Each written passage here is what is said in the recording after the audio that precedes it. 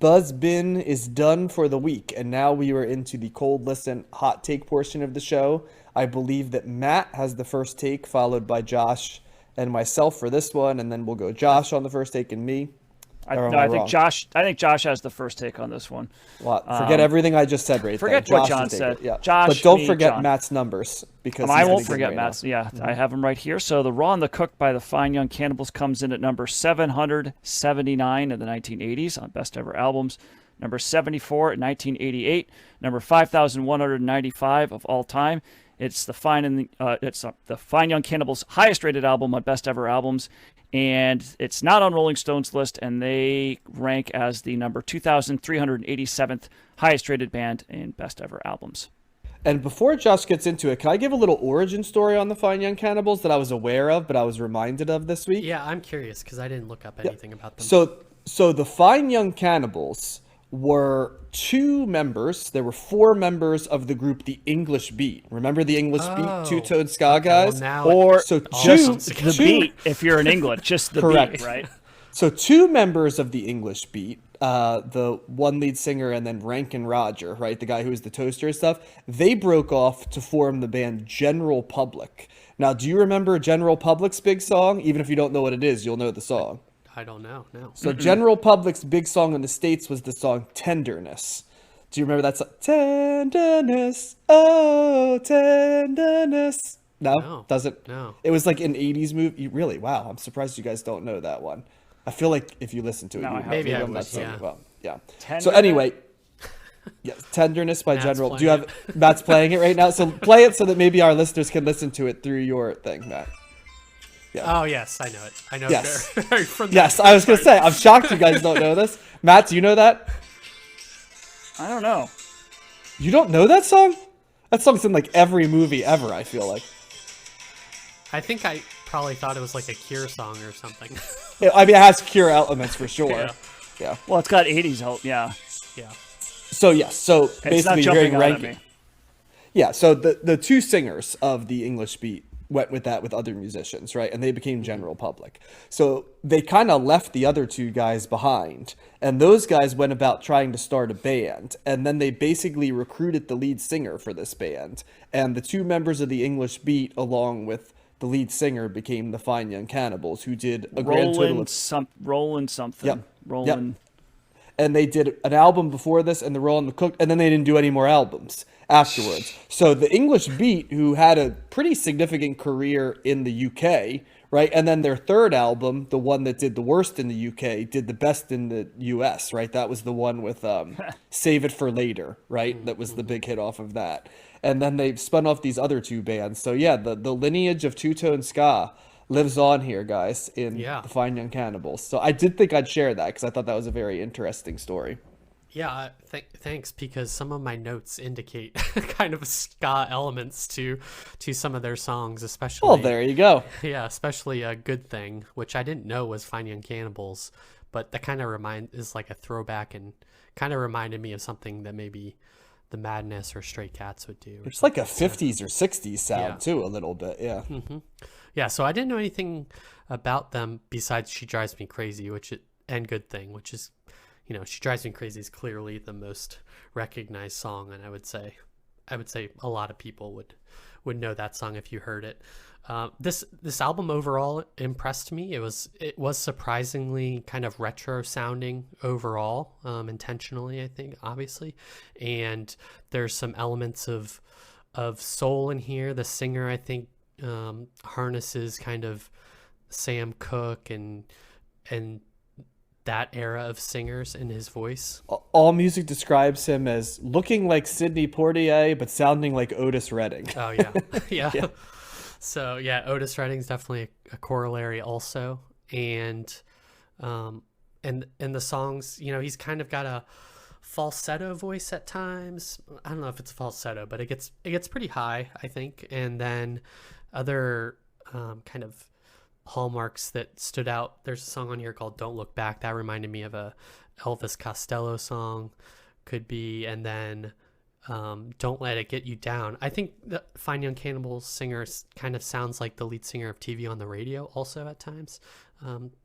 don't let it get you down is what reminded me of that. They incorporate the drum machine frequently, especially on a song like I'm Not Satisfied.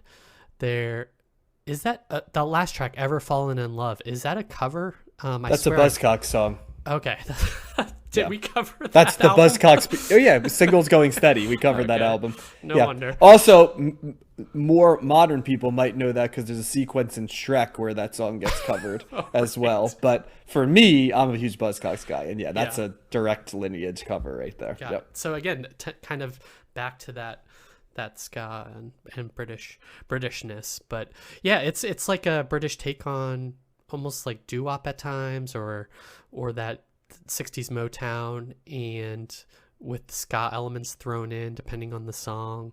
And I really enjoyed it. I was impressed by it. I feel like the overall album, She Drives Me Crazy is such a kind of standout song and singular, and I feel like the rest of the songs on this album were comparatively high and kind of live up equivalent to that track. So yeah, it was a thumbs up for me. I thought it was great. Yeah, so this goes back to, this is my dad's album, like one of the 5 really? CDs that my dad ever owned. Which oddly enough, my mom was a big fan of this album too, Matt, for reference. Okay. Yes. But it's funny because I thought I was going to be, because I knew the hits. I knew She Drives Me Crazy, Good Thing, and I'm Not the Man I Used to Be. Those were the main singles that I recalled.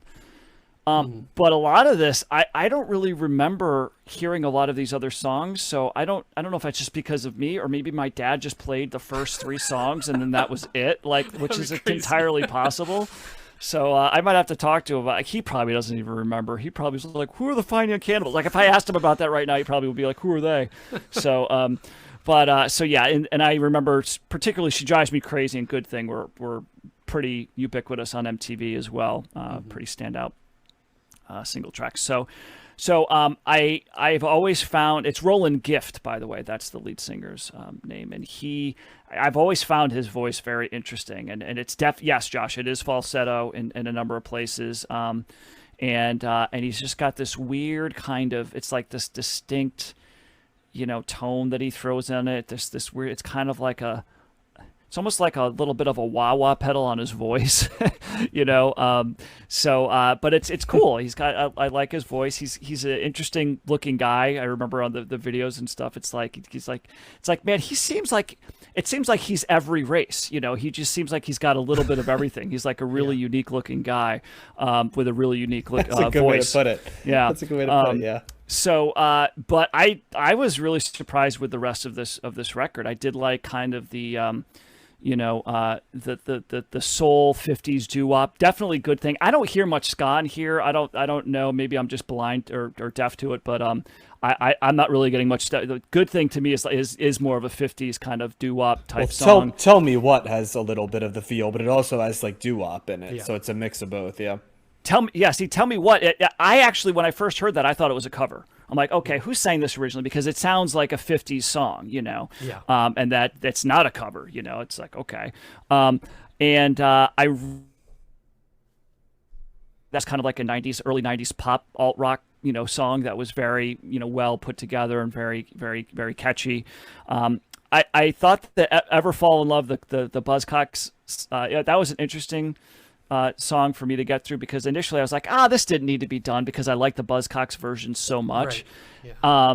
But the more I listened to it, the more I appreciated their kind of take on it, and kind of a little bit more of a staccato kind of. See, that was a little bit. That's a little bit more sparse. They're not filling in all the gaps on that song. They're kind of like letting it breathe a little bit. But I did really like that. So, this was I liked this more than I thought I was going into it, and I really like getting back. And She Drives Me Crazy and Good Thing are really good singles, really good pop songs. And I can't hear that song and not think of the guys jumping on the video. Remember the 2 guys like doing leapfrog or whatever on the weird video? suits. Yes, yeah. The one guy with the big arms and the legs like going in every direction. Yeah. Yeah, one guy would jump in front of the other, and then the other guy would catch up and stuff. So was this, John? Was this on like, where did I don't think this was. I'm going through Rolling Stone right now, making sure I didn't screw up. But was this on a different? It was list, not. or- This was. I just added this because we had Yeah. to fill out some episodes. Got so it. I just went fishing around for albums that interested me, and I just Yeah. tacked this one on. Yeah, yeah. So thumbs up for me. It's definitely got the '80s sheen on it, right? The synth production stuff. But as we've already established, I don't mind that. I mean, it does. I guess it could suffer from sounding a little bit dated, but I'm okay with that. I'm all right with that. It does. It's not a bad thing on this record for me. I never thought about if it sounded dated or not. I don't know. There's parts of it where a little bit to me, like the drum machines, like kind of the synthetic nature is done in a way that's it does sound like of its time a little bit to me. I think it's hard for me to say it's dated because a lot of what they're harkening back to is like the 50s and 60s. So it's only Yeah, but dated in the way it's it's not coming from that the 50s, stuff. It's 60s more were. of the I know what you're saying though. All 80s music, not Yeah. all, but most, unless they go out of their way to reject it, has that. Oh, and 80s maybe it's sheen I'm to not it. because that's kind of like that's got, you know what that sounds like, because they do the woo woo. That sounds like get off, why can't you see? Gotta go like the. I can't remember the words. Woo woo, you just keep me hanging on. Yeah, it's the same. It's got the same progression there, so it seems like it's like that's a very You 80s song don't too. really So love me, you just keep me. That's an old school soul song originally. is it really? Well, I know it for the 80s. Whoever did that, if it was like. I don't know. Well, a lot of It was, soul but- stuff got remade in the 80s Yeah, with the 80s very true. production. It was not as good as the original. But You're talking about the Supreme song? yeah. It's the Supreme song originally. Yeah, Written but by but Holland Dozier Holland. Yeah, but it was exactly. Man, was that done in the 80s? I don't know. But anyway, go. Well, John, remember what's your in the take? 80s, a lot of what used to happen was they would take the choruses from like Motown songs and they build a song around it, right? That's kind of, like I think of like Venus by Bananarama and stuff like that. They're cruel. What's it called? So I heard it through the grapevine. The 80s and version Locomotion. is by Kim Wilde, apparently, who was an English singer also. Maybe Yeah. that's what you're thinking of. That's I think that's what I'm thinking of. They were remaking all those songs with like electronic sounds. I think like the Locomotion was another one they made in that era. But It's anyway, funny you say that because I just saw that video with her. What's her name? Shoot, now I'm drawing a blank. not Little Eva, right? That was the 60s one, but in the, No, the in Australian, the 80s, um, Kylie Kylie Minogue. Yeah, Minogue. it's Kylie Yeah. Minogue. Yeah, that was. Minogue. I always say Minogue, but That it's seemed Minogue. like That's all you have to do is say Completely unnecessary the song. Australian, and we go Kylie Minogue. The hot Australian, Kylie Minogue. Yes. Yep. Or Natalie Imbruglia. It could be either of those two answers are the ones we can give. So, yeah. Or Michael Hutchins, I guess, depending on what your taste is. So yeah, but I agree almost entirely with Matt on this one. I remember hearing this album a lot, like in the cassette deck of my mom's car, but I only recognized 3 songs of it, so I don't know if it just stayed there. I tuned it out, but Which is I weird think what- because they're good songs. Right. Oh no, I knew all of them and I always liked those songs. But a lot of times we cover albums like this, I'm like, okay, I know those and around. I was shocked by the depth of this album. This album had all kinds of good songs. Like, as hard as it is, really was an excellent song at number 9. I there's just something about like the way he sang that song. It's a ballad for sure, and it's got that like ringing sort of guitar part that really appealed to me and juxtaposed perfectly with Roland Gift's voice. I love, like, I'm Not Satisfied and Don't Look Back and It's Okay, It's All Right are these like great pop songs. As Matt said, some of them almost sound like power pop, like rock songs at different times. And in that case, it's not surprising because the English Beat became a pretty darn good power pop band by their third album, when they kind of had divorced a little bit more from the ska. And like I said before, they were writing songs like Save It for Later. Are you familiar with that song, Save It for Later? It was a pretty Not by relatively big hit. Not by name. I think it got covered by it got covered by Harvey Danger of all people in the 90s, and it was not nearly as good a version. But yeah, no, it's you might recognize it, but they were really writing very good pop songs as late as the 90s. And if you remember that English Beat album, which I was very high on, it had songs like Mirror in the Bathroom and Stand Down that Margaret sounds and good. stuff like that are like these great songs that are pop songs. And so this is a little bit of the lineage of that sound. But I was shocked by how much I liked this album. Not because I was not expecting to enjoy it, but I didn't 1,000% know what I was getting into, and I did not know that there was going to be such a 50s and 60s and soul influence Yeah. on the music.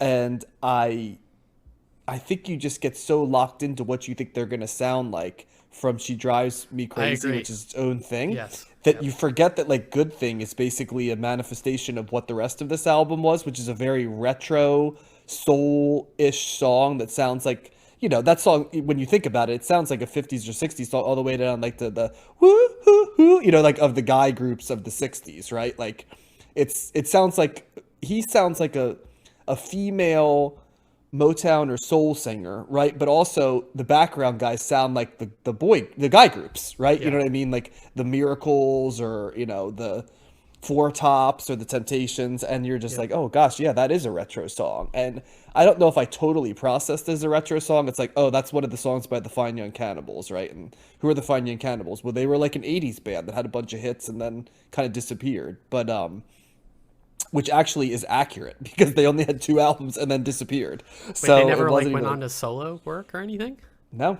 Wow. It kind of, they just, I don't know if they had solo prep, but they didn't do anything else as the Fine Young Can. It's Yeah. kind of like they never fully broke up. They just stopped. So yeah, this one gets a high recommendation from me. I really enjoyed this album. Yeah. Same. So Yeah, I'm trying to see if Roland Gift had an album in 2002. that's a Yeah, he had long one time so- though, from 1988. This album And was he released only- in 88 in Britain and 89 in the U.S. He only had one solo album. Looks like he did some acting, Josh. Oh. So Roland Gift, maybe come on the pod. Talk to us. Yeah, So what movies was Roland Gift in? acting career. Sammy and Rosie Get Laid. Out of Is that a out porno? of order. Is that a Skinamax, or it sounds like either a Skinamax or a porno? It's a British film directed by Stephen Frears with a Yeah, screenplay Stephen by Frears is a famous director. Okay. Hanif Kureishi. Screenplay that was 87, so that he did some acting before this record. I'm He not did some. recognizing any of the movies he's in. So He was like a in Tin journeyman Men actor? by Barry Levins. He was in Tin Men, Josh. Yeah. Actually, wait a Yeah, minute. so- Familiar with that unimpressed. though. He was appeared as a lounge singer in that, so not as a real. Okay. Yeah, so not much acting. So he basically like sat out the 90s. Like they're Yes. going to let him happen. His And then Wikipedia, for a guy that was in such a big, like a band that was It's really sparse? popular. There's like it's a couple of paragraphs basically. I feel like we should Google Roland Gift, and there'd be like an article from like 2017, like catching up with Roland Gift. You know what I mean? I feel like that would be where we'd have to look for something like that. So, yeah. Where are you, Rolling Gift? So yeah, we'll do a little bit of cleaning of the stacks right there, figure out what he was doing. But they may have only had those 2 albums, but boy, this one stands. And this sold a shit ton of albums too at the time. So they probably could live off this album just He went out with on the a sales. high note. Yeah, so maybe that was what they decided. They tapped out after that. So, but yeah, this one gets a pretty strong thumbs up from me. I really enjoyed this album. Yeah, same. I agree. Yep, and they were a very visual band too. They're, as Matt said, their videos, both of them, Good Thing and Drives Me Crazy. They had a striking visual presence, starting with him as a lead singer. I love that description of him being all the races, because that does describe it. Because you're like, I can't quite put my finger on this guy. He's kind of mysterious, but also seems friendly, but also like I don't know what he's got like a jean jacket on, but also seems kind of arty. Like I can't figure out. You know, He's what's going on everything with and him. nothing. Everything and nothing at the same time. He's a little bit of everything. Yeah. Mm-hmm. Yeah. So, yep.